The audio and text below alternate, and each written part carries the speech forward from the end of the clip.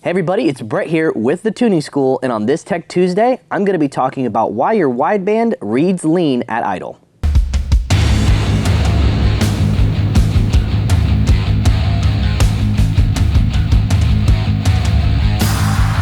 So I get a decent amount of technical support requests where guys are asking why their widebands are reading lean at idle. Now this is not something that everybody fully understands, so I want to shoot a quick video explaining exactly why this is happening. So as soon as I get a request like that, I normally follow up with the question of where's your wideband sensor located? More often than not, they say it's located in the tailpipe using something like this Innovate exhaust clamp that we actually resell here at the Tuning School.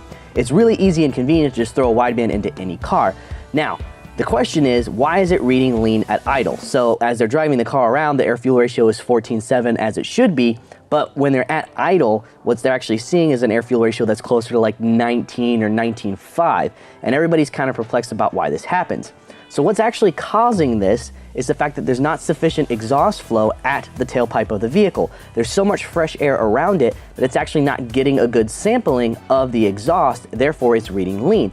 But we can go a step further and I can actually show you guys how to know whether or not the vehicle's actually lean in the scanner using your narrowband oxygen sensors and your O2 millivolts.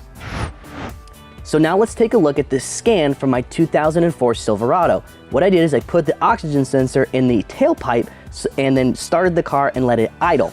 So as you can see, while the car is idling here, the air-fuel ratio is 19:1. You'll notice it's like that pretty much the entire time. Now this is the part where most people get confused because they don't really fully understand how the narrowband oxygen sensors work and how to read your narrowbands. While this is something we cover when we teach live seminars, if you've never been to one of our live seminars, you might not fully grasp this concept yet. So let me explain it to you. So basically what you're looking at here is O2 millivolts. This is bank 2 sensor 1 and bank 1 sensor 1. Now, what's happening is they're oscillating. You see how they're jagged, they're going up and down, they're switching back and forth. This is a good sign. So basically what you're looking at is 450 millivolts is 14.7.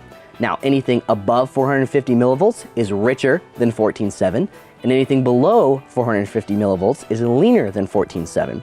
So what's happening is they're actually oscillating right now, which means it's around 14.7. So naturally, the vehicle can't control it exactly to 14.7 all the time. It's gonna always overshoot or undershoot slightly. So that's what we're seeing. We're seeing this oscillation. So right here, you can see that the vehicle is at 856 millivolts for bank 2 sensor 1. That means it's richer than 14.7. A few seconds later, a few milliseconds later even, you'll see that it's at 185 millivolts per second because it saw that it was rich, pulled some fuel out, and now it's lean. And then it's gonna go back up to 880 millivolts again. So it's always going to be doing this oscillating.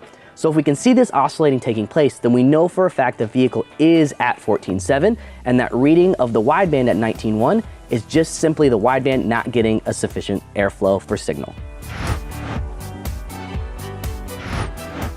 I hope you enjoyed this video and it gives you a little bit better understanding of the workings of your wideband in relation to your exhaust flow.